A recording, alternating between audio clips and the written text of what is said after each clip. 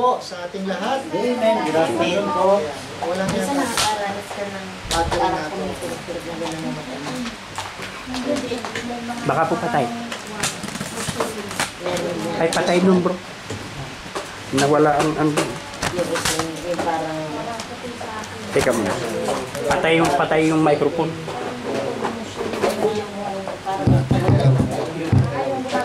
Test. Hello. Test. Okay. Maraming salamat po. Oh, may Magandang hapon po sa inyong lahat. good afternoon. Good afternoon po. Tayo ay muli na namang hahamunin Amen. at ay palalakasin mula sa salita ng ating Panginoon. Amen. Amen. At salamat po sa ating MC. Talagang wala sa aking isipan na isang araw ay tatawagin akong pastor. Hanggang ngayon ako ay parang binabangungot. Sa mga puyo. Binabango. Yung tawaging man of God, servants, deacons, ay masaya na po ako doon. Pero yung pinakamataas na opisina na tawaging pastor ay hindi natin madama na we are worthy to have such holy calling from God. At ganun pa man ay since hindi po tao ang nagbibigay kundi ang Diyos ang nagpo-promote sa atin sa ministry. Amen. And sabi nga ni Paul na hindi man tayo karapat-dapat pero tayo minarapat at ginawang tapat sa gawain ng Panginoon. So tayo pong lahat ay tumayo at ating buksan ang ating mga Biblia sa aklat ng Philippians chapter number 4. Philippians 4.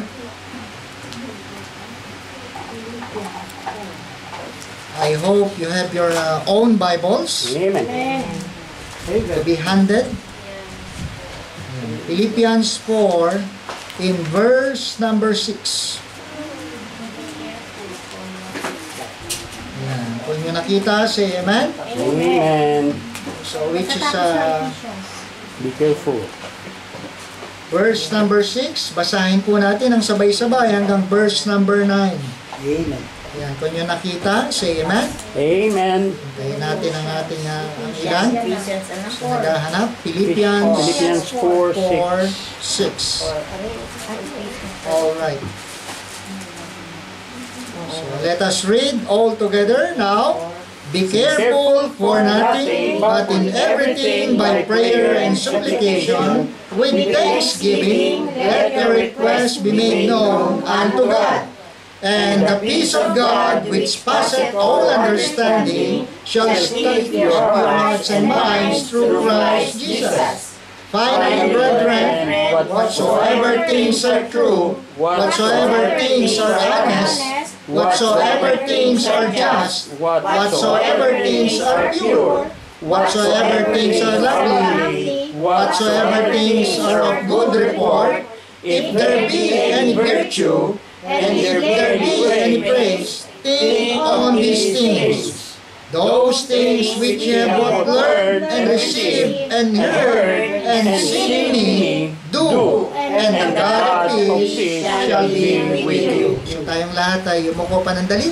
Pilihan po natin ang gabay ng makapangyarihang Espiritu ng ating Panginoon. Dakilang Diyos, muli po kami lumalapit sa banal na paanan at aming pong hinihiling ang patuloy na gabay ng makapangyarihang banal na Espiritu at malayang makagawa sa aming mga puso habang ang inyong mga salita ay aming pinagbubulay-bulayan at pinangangaral.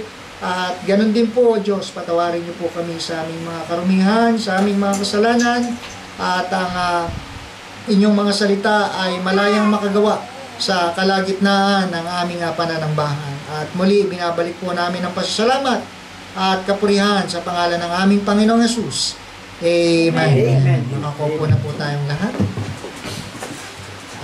So, yung talatang ating binasa, which is very familiar sa atin, ano? Lalo na sa mga mananampalataya na nakararanas sa buhay ng iba't ibang uri ng mga suliranin, no?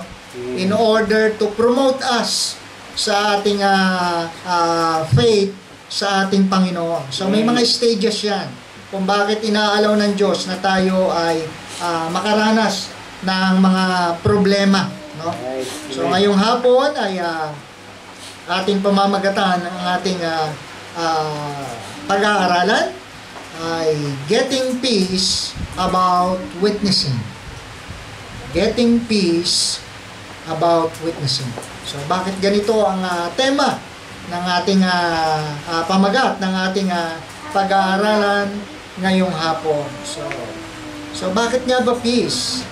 So just because kung kaya't tayo ay nangangailangan ng peace from God, just because nung ang tao ay nahulog sa pagkakasala, ay doon pumasok yung tinatawag na fear. Fear is an enemy of us all. So ito raw ang ating kaaway na ito, kaaway ng lahat ng tao, no? Yung tinatawag na takot. Ayan, takot. Sapagkat ang takot ay pag tayo binalot ng takot, ito ay pumaparilisa ng ating maayos na kaisipan, pumaparilisa ng ating magandang kalusugan, pumaparilisa ng ating pamilya, as well na ganun din sa ating buhay spiritual, no? Fear. Kaya ang fear nito minsan ay parang simple, madaling sabihin, pero pag ito ay naranasan mo, no? I'm sure ma-destabilize ang iyong kahit gaano ka ka-organize, pero kaya nitong paralisahin ang iyong pagkilos. So fear keeps many even from salvation. So alam natin from Genesis chapter 3 verse number 10, ang takot ay unang naranasan ng unang nilalang, no, ng ating Panginoon, which is Adam and Steve. Steve. I'm sorry. So, hindi natin siya pinopromote, pero ang mundo, yan ang kilala ngayon, no? Adam and Eve, no? So, nung sila ay sumuway sa ating Panginoon, nakita natin may mga changes na naganap sa kanilang buhay. So, unang-una, nakita nila na ang kanilang mga sarili ay hubad. Yeah. So, nagkaroon ng malisya, no? Sa madaling sabi, nagkaroon ng maruming kaisipan, no? Na dati wala naman ang tao nito, no? Hindi niya alam kung siya'y hubad, kung siya'y nakabihis. So, ibig sabihin, sa mga panahon na yon, ang tao talaga'y walang saplot. Ngunit kahit wala siyang saplot, makikita natin na hindi nag-exist ang sin. Hindi nag-exist ang tinatawag na pangit na kaisipan. But then, nung sila ay sumuway sa Panginoon, sa ating Diyos, ano nangyari? Nung sila, matapos na makita nila na sila'y mga hubad, sila'y natakot, di ba sabi doon? At sila'y nagtago. Nakita niyo? So, bakit nila naranasan yun? Just because of disobedience? Just because of sin. So, ganun din. Hanggang sa panahon natin, ang takot na yan ay hindi namamatay. Siya ay buhay. Siya ay nananatili sa mga tao. Lalo na yung mga taong wala pang tinatawag na kapayapaan ng ating Panginoon. So, ang katotohanan naman talaga niyan, no? Nung hindi pa natin nakikilala ang Panginoon, marami tayong kinatatakutan sa ating buhay, sa ating pamilya, sa ating kamag-anak, sa ating mga anak, no? Even sa relasyon yung mag-asawa. So, pinupuno tayo ng takot sa madaling sabi. Yan ay bunga ng ating pagsuway sa Diyos. At gano'n naman din. So, fear keeps many from salvation. So, maraming mga tao na nung tayo ay nakaranas ng tinatawag na pagsuway sa Diyos, doon nagsimula yung takot. Tayo ay nagtago, di ba? So, bagaman ang tao ay nagtago sa presensya ng Panginoon, hindi pa rin niya naikubli ang kanyang sarili. Bakit? Just because God is omnipresent. Kahit nga hanggang impyerno hindi ka makapagtatago. Sabi ng psalmist, no? Kung ikaw ay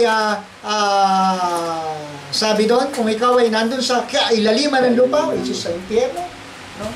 Paraiso, no? Ay andun pa rin siya. Maging sa kalangitan, nandun pa rin siya. Sa lahat ng dako, God exists. Okay. At anong dahilan? No? Sa kabila na ang tao ay nagkaroon ng takot, siya ay nagkasala laban sa Diyos, nananatili ang Diyos ay pinipilit na makipag-communicate sa atin. Hindi niyo ba napansin yan? Bagaman si Eva at Adan ay nagkasala, kinakausap pa rin sila ng Diyos. Sinong nagsabi na kayo'y mga hubad? Kinain niyo ba yung ipinagbabawal kong prutas na hindi niyo dapat kainin? So, means, ang Diyos ay handa pa rin tulungan ang tao. Bagaman siya'y nagkasala na, nandun pa rin yung pagmamahal ng Diyos sa ating mga kaluluwa. So, at doon naganap yung unang pagpatay, ano yan, ng tupa. Which is, nagpapakita ng sumisimbolo sa Kristo na isisilang, no, magkakatawang tao at mamamatay sa krus ng Kalbaryo. Kaya doon pa lang, ang Panginoong Jesucristo ay pinakikita na nag-exist na siya doon, nandun na siya during creation. Amen? Amen. At isa yan sa mga doktrina na tinatanong, no, o naitanong sa inyong preacher. No? Okay. So, ano nangyari? Afraid God doesn't love them. So, ito ngayon ang pakiramdam ng tao na dahil sila'y sumuway, dahil sila'y makasalanan, nagkaroon sila ng tinatawag na takot sa Diyos na sila'y hindi nakarapat-dapat. No? Alam niyo, minsan tao lang ang nag-iisip eh. No? Pero kung ating titingnan na hindi ganon, kabaligtaran ang iniisip ng Diyos sa kaisipan ng makataong pag-iisip. So, afraid their sins are too serious to be forgiven. No? So, alam niyo, marami o kaunti, isa lang sa mata ng Diyos eh. No? Tayo mga makasalanan. Hindi niya tinitingnan yung level. Kung gaano karami ang ginawa mong kasalanan, gaano kakaunti. So, all of that, sabi dyan, lahat tayo ay makasalanan. So, afraid of, even sa ating, kung anong sasabihin ng tao sa atin. Baptist ka na pala ngayon. Minsan yung mga salitang ganun, lalo na kung bago kang Kristiyano, para bang nahihiya ka na malaman na nagba-Bible ka na, no? Dumadalo ka na ng samba, umaga, meron pang hapon, meron pang Miyerkules. No? Minsan ay yung takot na ito ay presence pa rin, even sa mga mananampalataya, kahit na tayo iniligtas na ng Panginoon mula sa kapahamakan ng impyerno, but still, we are subject sa tinatawag na takot, fear. Okay. So, ang takot ay maraming pumaparalisa sa mga mananampalataya para huwag mag-akay ng mga kaluluwa. Alam niyo ba yan? So, minsan may takot tayo na i-share ang gospel. May takot tayo na ipakilala si Kristo. Minsan ay meron tayong takot na kung anong sasabihin nila sa atin ngayon na dating hindi mo naman sinasabi, hindi mo naman tinuturo si Kristo. Ngayon ay ituturo mo na siya bilang tagapagligtas. But still, the fear is there. Nandun pa rin. Natatakot tayong sabihin si Kristo sa kanila. Natatakot tayong bigyan sila ng mga munting babasahin. Afraid to invite others to church. So, yan ay nag-exist. So, bakit hindi natin palitan yung tinatawag na fear with faith for witnessing? So, in verse number 6, balikan natin. Be careful for nothing, but in everything by prayer and supplication with thanksgiving, let your request be made known unto God. So, number 1, we must pray about witnessing. We must pray about witnessing. Pinapanalangin mo ba yan? Na isang araw ikaw ay magtuturo, ikaw ay mag-aakay sa kaluluwa ng tao sa pananampalataya kay Kristo? Kung paanong naranasan mo ang maipanganak sa pamilya ng Diyos, gano'n naman din ang gagawin mo kasi, mga kapatid, hindi nagtatapos na ikaw ay naligtas. Amen? May plano ang Diyos. At anong plano niya?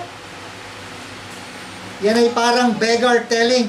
Sabihin mo kung saan may nagbibigay ng tinapay. Sabihin mo saan may libreng nagpapakain. Sabihin mo saan madalas may nagbibigay sa iyo ng kinabubuhay mo.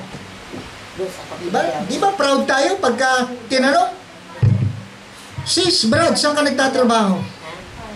Sa Panmino Justo. Sa Bartolini. No? Sa condominium. Proud tayo eh. Bakit? Alam natin at alam nila na maganda ang iyong trabaho. Proud ka. Pero bakit minsan pagka iniisip mo si Kristo ang iyong ipakikilala? Sino ang iyong pinupuntahan? Sino ang iyong sinampalatayan? Minsan takot tayong sabihin kung sino si Kristo. We must pray about witnessing. Kaya ito po ay sabi ng Biblia, ipinapanalangin. Hindi ito basta bigla na lang dumarating. Ipinagpe-pray. Alam nyo ba, bago witnessan ni Philip, itong eunuch treasurer, di ba? Saan siya natagpuan? Di ba nananalangin siya? At kinausap siya ng Banal na Espiritu Santo, pumunta ka sa disyerto, no? Gawing hilagaan ba yun? Ay, sa gawing somewhere in south, di ba? Hindi ko alam paano nila pinupuntahan ng isang lugar. But I believe, kung paano nag-direct ang Holy Spirit, no? I believe, hindi sila maliligaw. Kaya nung pumunta kami ng Pabia, hindi kami naligaw eh. Bakit? May leading. Di ba? Naipanalangin. Kaya pag hindi ka nagpe-pray, talagang maliligaw ka eh. Ayan. Lalo na tayong mga tatay, dapat bago tayo umalis ng bahay, nagpe-pray tayo sa sasakyan bago umalis. Kahit sa bahay, bago ka sumakay ng sasakyan. Amen, mga tatay? Amen. So, yung mga mother naman, kung kayo nag-iisa pumupunta ng church, mag-pray kayo bago kayo bumaba ng bahay. Para yung leading ng Lord ay i-direct kayo. Ingatan ang yung dadaanan, pupuntahan. So, ganun din ang Banal na Espiritu Santo. Kung kaya't nag-iintay siya sa ating mga panalangin. So, we must pray about witnessing. Ayan. In everything by prayer. Ayan. So, ito pala ang sekreto. Bakit? We pray about many things. At alam niyo ba yung mga many things na yan na binanggit? Everything. In prayer. Bakit in everything? Kasi nararanasan natin paano magkaroon ng problema sa ating pisikal na kalusugan, karamdaman, kalagayan, even sa ating pananalapi. Amen? Amen. Family needs. Sino ba hindi nag-iisip yan? Lahat yan, kailangan natin eh. So we must pray also about our church, even our government, our country. Kaya nga tinuturo sa atin, paano manalangin? Pinagpe-pray mo ba sila o every Sunday lang? So dapat ay araw-araw nating ipinapanalangin. Hanggat walang sinasagot doon sa iyong panalangin, ipagpatuloy mo, mga kapatid. Amen? Amen. So, when did you last pray about witnessing? So, marahil, no? Yan ay yung, lalo na ng mga panahon na ikaw ay mainit pa, bagong ligtas, gusto mong sumama sa soul winning, sa tract distribution, Bible study.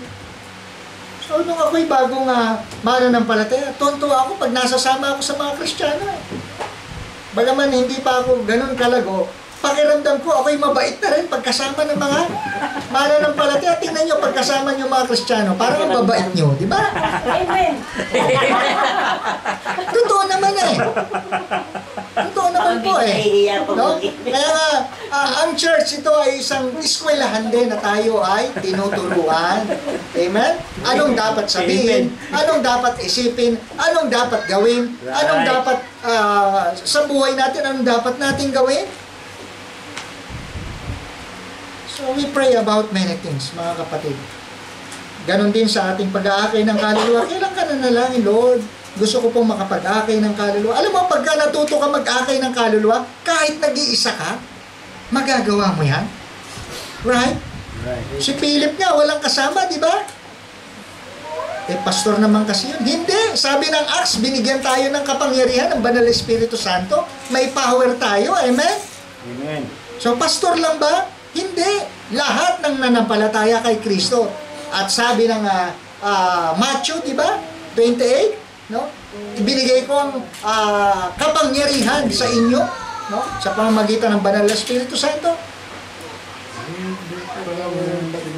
So, pray for God to lead us to needy souls. Alam niyo ba, minsan may matuturuan kayo dyan na may dinadala.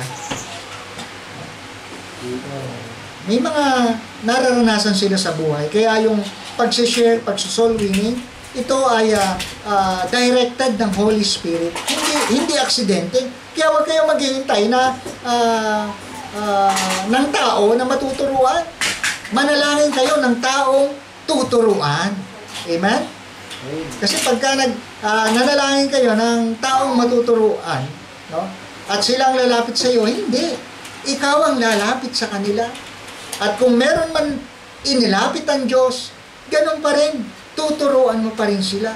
Pero mas maganda yung lumalakad ka. At ito ang iyong panalangin. Mag-witness. Magpatotoo. Ipakilala ang mabuting balita. Pakilala na si Jesus ay nagliligtas. Pray for the right words. At pag nagtuturo tayo, siyempre, kung ikaw ay nanalangin, bibigyan ka ng tamang mga words, tamang salita. Kaya huwag natin sabihin, parang kulang yung tinuro ko. Hindi. At alam niyo, may isang worker ng church, nung sa young people, no, na ako'y pinagturo, na ang tagal kong pinag-aralan, siguro meron 24 hours buong magdamag. Halos hindi na ako nakatulog, napuyat ng itim ng ilalim ng aking mata.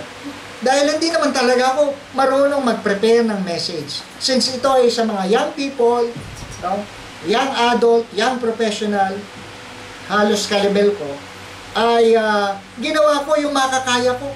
Baga nga nag-pray ko, Lord, tulungan niyo po akong gumawa ng mensahe. At yung pagpe-prepara ng mensahe, lalo na sa panahon natin ay noon ay hindi pa uso yung alliterated preaching message, yung para bang magkakamuka, yung 1, 2, 3, no? Yan ay ginawa alliterated pamamaraan ng preaching para madaling matandaan ng mga Kristiyano. No? So wala pang ganun. Parang ito yung exposition, tawag ito? Expository message, no? Sa isang verse, no? Doon ay i-expose mo, sasabihin mo kung anong meron doon sa talata na yon. Talagang ultimo yung utak mo, ibig sabihin ay talagang gagana kung anong meron doon sa salita na yon. At hindi madali, mga kapatid. At nung ako ay dineliver ko message, para bang yung pinaghandaan ko ng buong magdamag, so hindi pala sapat. Sabi ko dun sa isang kapatira na yung aking pinrepair, hindi yun yung aking sinabi.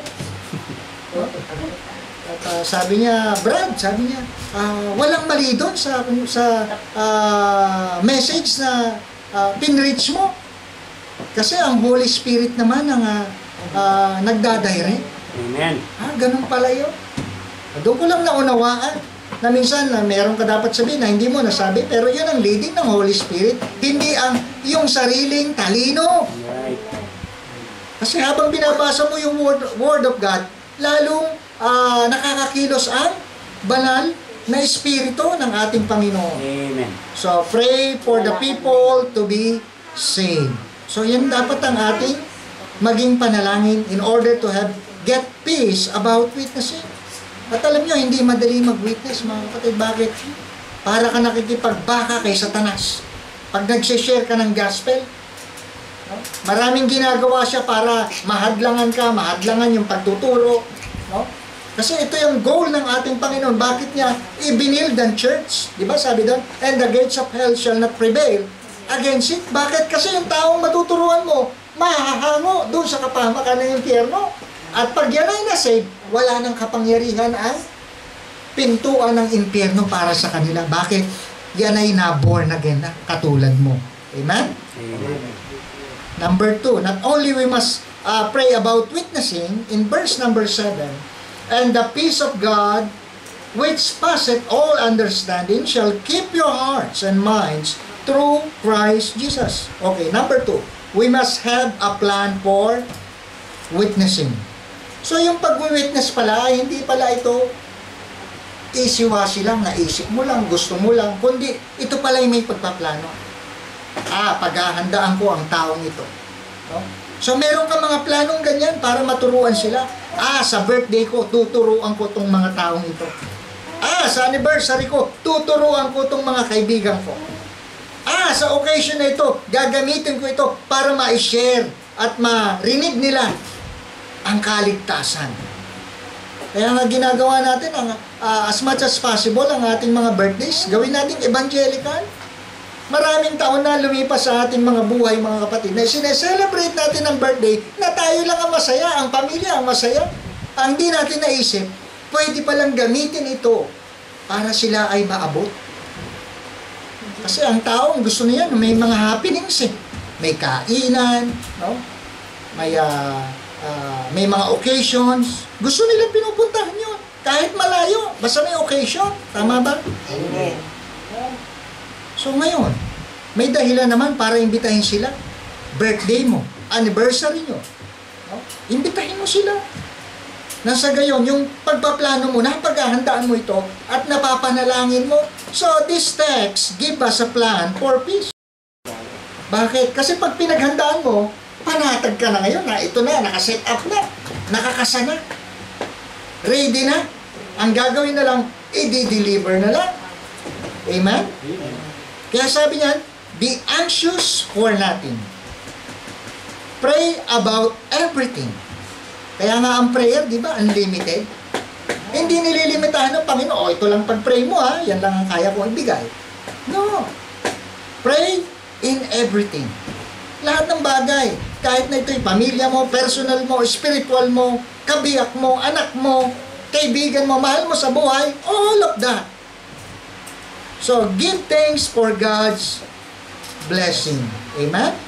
So, kanina habang nagsashare ang mga kapatiran sa mga pagpapala nila, gustong-gusto ng ating Panginoon na marinig ito na binabalik mo ang glory sa Panginoon.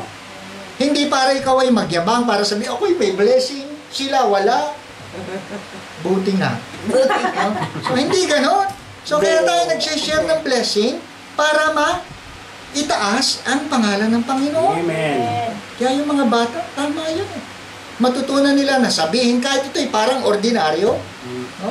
Pero sa atin naman mga matatanda ay yung, ako'y pinalakas ng Panginoon, ako'y walang sakit. So, gawin naman natin minsan, i-upgrade naman natin. No? Na yung aking buhay pananampalataya, naunawaan ko na ang kanyang salita. Yung mga ganun naman.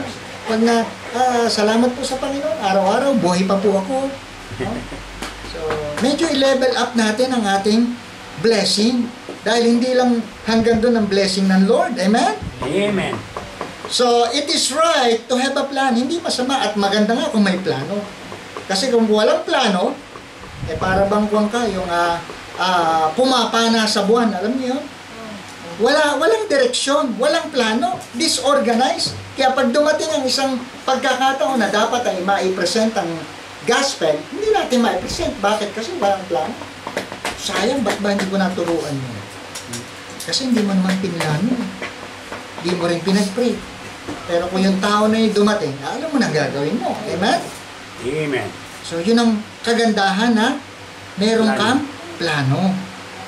So, God is organized. Dapat ganun naman din ang kanyang mga anak. Magkaroon tayo ng mga plano sa buhay natin. Kung anong mga dapat natin na-consider. No? Kung minsan, iisipin natin. Sabi ng pastor, minsan magtataka ka. Ang Panginoon natin, nung nilikha ang mundo, hindi lang basta nilikha, kundi in order. Hindi mo ba napansin? Bago magkaroon ng isda, may tubig na. Paano kung nauna yung isda, wala pang tubig? Alam niyo, hindi niyo napapansin nyo? Nag-create siya ng mga hayop, pero wala pang kalupaan. So, ibig sabihin, bago pa niya nilikha ang hayop, nakaprepare na. Why? Because sabi ng 1 Corinthians, di ba? 14, sabi doon, na 40, our God is an organized God. Ang Panginoon natin Diyos ay Diyos ng kaayusan. Kaya gawin natin mga kapatid na na ito'y nakaplano. O, hindi lang tayo basta-basta gumagawa ng isang bagay. Kaya alam nyo, natutuwa ako sa mga men, ang mga tatay. No? Bakit? Kasi dati, yung flow ng program, no? Since ako lang naman ang humahawak ng program, at nasanay na ako, mga kapatid, kahit mag-isa lang ang preacher nyo. Hindi sa pagtataas ng upuan, kundi makita natin na kung ano yung nakasanayan, ano yung nakagawian. Alam na natin kahit nakapikit ka eh. Pero ngayon, alam nyo, may program na. Hindi ba napapansin yan? Hindi na kami nagkakraming, hindi na kami nagtuturuan. Bakit? Organized na. Amen? Amen. Why? Just because our God is God of order. No? Let all things be done and decently. Ayaw natin ng mga pagsamba na magagaspang ang ating mga kilos, kinikilos, ginagalaw, sinasabi. Dapat pagsamba, talagang nakahanda ang puso mo para sumamba. Amen? Amen. Hindi yung a-attend ka. Pagyari ng preaching, uuwi ka na. Ala ka naman din natutunan. Useless. Right. So, dapat makita natin sa aking pagsamba, ano kayang plano ng Diyos? Ano kayang mensahe na magiging pagpapala sa akin? Minsan hindi nyo ba naisip yan? Pupunta ako ng church. No? Para makita ko, malaman ko paano ako palalakasin ng Panginoon at paano ako magiging pagpapala sa church. Amen? Yun lagi dapat ang goal natin pag tayo pupunta ng church. No? Be a blessing. Amen? Amen. Huwag mo nang hintayin na ikaw ay kung ano yung pwede mo magawa, gumawa ka na para maging pagpapala ka. So, we need a plan for witnessing. A good plan for witnessing, ano yan? Be alert to needs of those you meet. So, minsan, kung hindi man natin sila kilala, doon sa yung pagtuturo. Sabi ko nga, nung ako'y unang pag-share ko, na pag-witness ko, nangangatal ang boses ko eh. Nanginginig, imbis na ang umiyak, yung tinuturak ako ang naiyak. No? Bakit? Ako ang nakakadama ng itinuturo ko eh. No? Pero kasi-share mo, minsan panatag ka na. Bakit? Nakasanayan mo na magturo ng mga kaluluwa ng tao. So, be compassionate to those in need. So, alam mo, habang tinuturuan mo siya, at pag na-save yan, mag-open up yan. No? Salamat na turuan mo ako, brother o sister, ng kaligtasan. Dahil ako, may na-share ako niyan. No? Nung matapos siyang ma-save, lalaki, iiyak pa. At sabi niya, salamat, alam ko na plano ng Diyos na maunawaan ko ang gospel. So, yung pala, may problema siya sa kanyang pamilya. Alam niyo? Kaya alam mo, habang itinuturo natin si Kristo, tinuturo rin natin siya paano magtiwala kay Kristo. Amen? So, share your testimony. Kaya alam niyo, testimony, isa sa pinakamatibay na pinangahawakan nyo. Ano yan? Yung patotoo na ikaw ay iniligtas, binago, no, ng ating Panginoong Jesucristo. Hindi sa sarili mo, no, kundi sa pamamagitan ng biyaya ng Diyos. Number 3, we must be positive in our witnessing. So, huwag ka matakot kung tatanggihan niya, wala siyang time, okay lang. So, ang importante ay positibo ka. No? So, minsan may matuturuan ka na parang ayaw niya, nagmamadali siya. Sandali lang po, kahit 1 minuto. Ayan. So, walang mawawala sa'yo. Bagkus, magkakaroon ka pa. Hindi ka lugi dito. Ayan. So, gano'n. So, think on these things, sabi ng verse number 8. Finally, brethren, whatsoever things are true. No? Marami pa, pababa.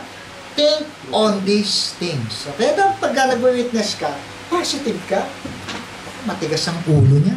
Pilosopo yan. Huwag kang matakot. Importante, ipakilala mo si Kristo. Amen? Amen. Positive.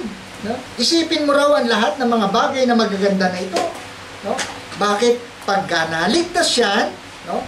Hindi lang ikaw ang masaya, pati ang mga anghel sa langit, maging ang Panginoong Jesus mismo. Amen? So, believe people need your witness. So, yan ang ating isipin. No? Na kailangan nila yung ating ituturo. No? Sino yan? Si Jesucristo na siyang tanging tagapagligtas.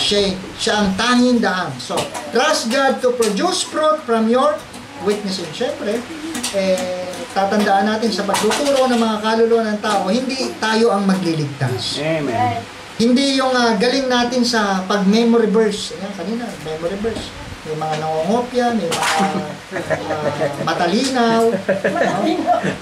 Iba naman kahit nagkakanda, utal-utal na, pinipilit pang maalala. Amen. No? So, isipin natin palagi, no, na magbubunga yung ginagawa natin. Even the lost people coming to Christ. So, napakaganda. Sino ba, iisipin nyo ba na isang araw nandito ka sa church, naglilingkod sa ating Panginoon? Hindi mo naman iniisip yan di ba? Pero nadatnan mo na lang ang iyong sarili, nakaupo ka dyan, nakikinig at nag-amen. Amen? Amen. Nakita nyo? So, ganun din isang araw, yung tinuturuan natin, kasama mo na dyan. No? Kaya nakakatuwa yung Espiritu Family. No? Dating inimbitahan lang, no? And then naturuan. Isang araw, katabi mo na dyan. Umaawit na nga, amen? Kulang na lang, baptism para mapabilang sa katawan. So, dapat ganun, be positive. No? Kahit na masama ugali niyan, kahit yan mumura, no? Bintangera, palingkera, no? Turuan mo. Bakit? One day, katulad mo rin yan na nagtatapat sa gawain. So, even troubled people finding peace. So, and lastly, in verse number 9, those things which you have both learned and received and heard and seen in me, do, and the God of peace shall be with you. So, pang-apat, we must proceed with our witnessing. We must proceed with our witnessing. Dapat magpatuloy tayo. Yung salitang, and seen in me, do. Ibig sabihin, kung ano yung sinasabi mo, dapat makita rin sa buhay mo. Amen? Kaya kailangan good testimony. Kaya kung ikaw ay naririnig niya na nagmumura ka, ginagawa mo, susugal ka, no? Hindi sila maniniwala. Right. Magiging stumbling block ka. So, good intentions are not enough. So, hindi sapat na mayroong tama kang motibo, intensyon, no? Pero dapat makita yung testimony mo. The more we witness, the less we fear to witness. Just do it. Gawin mo lang. Basta magturo ka. Kaya yung ating mga susunod pang mga Sundays, I hope and pray na bago matapos ang mission conference, marunong ka nang mag-soul winning. Amen? Amen. Amen? Amen. Ayan. So, Amen. so lahat yan ay trabaho natin. At ang pag-witness, mga kapatid, hindi yan gift. Hindi yan gift. Lahat ng naligtas, merong kakayanan mag-share. Paano siya na-save? No? Wala ka namang ibang share. Kundi sarili mo, paano ka naligtas? Anong ginawa mo? Diba? Parang simple lang yan, 1 plus 1. Paano mo nalaman sa langit ka pupunta? Sinampalatayanan ko si Kristo, tinanggap ko siya sa aking puso at ako'y naging anak mo. Ayon sa kanyang mga salita. Simple as that. Wala kang sinabing na bautismo ako sa baptist kaya sa langit ako pupunta. Hindi. Kasi member ako ng choir, member ako ng church. Hindi. Walang itinuro sa iyong ganon. Right? Kundi si Kristo lang ay tinuro sa iyo Sabi nga ng pastor, kahit na ilublob ka ng ilang beses, kahit hindi ka naiyahon, hindi ka maliligtas ng bautismo. No? Bakit? Sapagkat si Kristo ang tagapagligtas, hindi ang bautismo. Pero bilang isang ligtas, yun ang yung patutuo na ikaw ay ligtas. Amen? So sa aking pagtatapos, as faith increases, fear decreases. So habang ginagawa mo ito, hanggang sa masanay ka na, so hindi ka natakot kahit sino pang tao ang kaharap mo, mayaman, mahirap, wala kang pag-aalinlangan. Pagka in-introduce mo si Kristo, bakit? Kasi Pangkaraniwan na lang sa yung trabaho yun eh. So parang yung trabaho natin, di ba? Sanay ka nang humawak ng walis tambo, plancha. Hindi ka na bantulot saan kukunin, saan hahanapin, no? Anong init ang kailangan.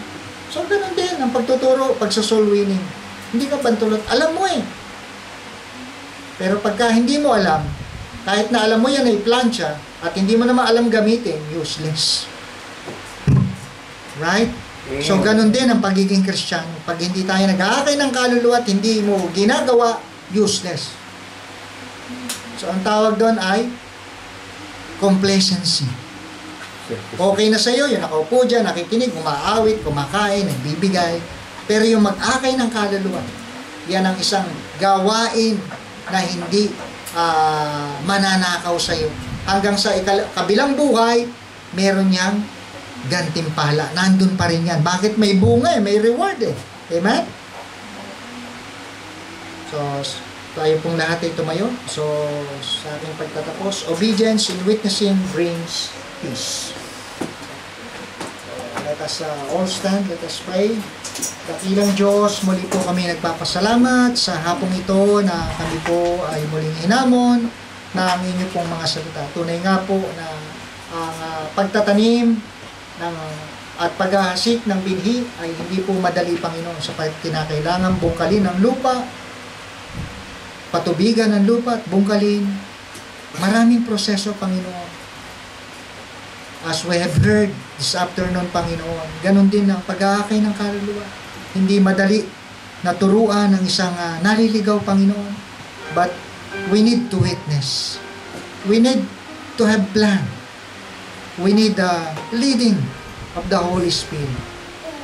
At salamat, Panginoon, na unawaan namin ng bawat isa na ang pag-aakay ng kaluluwa, pag ito'y aming nakasanayan, wala kaming pag-aalinlangan na maraming madadagdag, maraming maliligtas, maraming mapapabilang sa iglesyang ito, Panginoon. Baka wala na kaming lugar na mapaglalagyan ng mga kaluluwa ng tao pag ginawa namin ang mga bagay na ito, Panginoon. But thank you, Lord, for reminding us na hindi lamang kami naligtas to listen, to sit, to go to church, to sing, to give, but also for witnessing.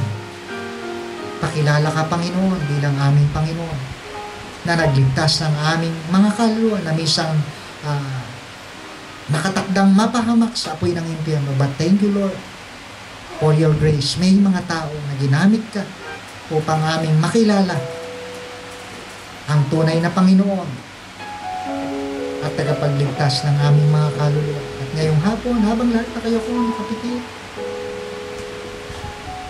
when was the last time na tayo po'y nanalangin, Lord, tulungan niyo po ako na maipakilala ka sa aking mga kaibigan, sa aking mga mahal sa buhay. When was the last time? Gusto mo ba silang maakay? Yes. Of course. Panalangin natin sa kanila yan. Ba't gumagawa ka ba ng hakbang? Do you have a plan? Tama ang manalangin. But we need to act on it. Kinakailangan gawin natin. Kumilos tayo. Totoo na makapangyarihan ng Diyos. Ngunit hindi siya makakagawa sa ating mga buhay kung hindi ka kikilos. At ngayong hapon, kung ngayong panalangin, Lord, give me a heart. Give me a compassionate heart for the souls na mga mapapahamak sa impyerno, Panginoon. And I know, one day matututo rin ako na magbahagi ng mabuting balita. I know, one day matututo rin ako mag-akay ng kaluluwa. Matututo rin ako mag-invite ng mga tao. At maging palagian ko itong gagawin as long na ginagamit mo ako sa church nito. Kung ganyan ang iyong panalangin, you may raise your hand wherever you are. Nakikita ka ng Panginoon. Bakit hindi ka mag-commit? This afternoon, yes, amen. Salamat po sa isa, tatlo, apat na kamay. Purihin ang Panginoon. Lord, mag-grow ako sa aking faith. Makapag-aakay din ako ng kaluluwa. Amen. Praise the Lord. Purihin ang Panginoon. At Patuloy po tayong manalangin, Lord. Salamat po sa hapong ito na alam po namin na ang plano mo, hindi lang kami maligtas, matuto, lumago, kundi mag-akay naman din ng mga kaluluwa, Panginoon. And thank you, Lord, for the message that have been preached this afternoon that touch my inner soul, touch my heart. Thank you, Lord. At alam ko po na darating ang panahon na hindi lang ito ang aming bilang. Magdodoble pa ang bilang na ito kung lahat kami ay kikilos, hahakbang, gagawa sa iyong ubasan, Panginoon. And thank you, Lord, for your kindness and grace to sustain us. Ganun din po sa mga kapatiran na nagtaas ng mga kamay ngayong hapon, na nawa ang aming commitment ay maganap sa kanilang mga buhay, Panginoon, lalo na po ang pag-aakay ng kaluluwa. At minsan pa, binabalik po namin ang kapurihan pa sa salamat sa pangalan lamang ng aming Panginoong Jesus, and all the people say, Amen. Amen. Makakaupo na po tayong lahat.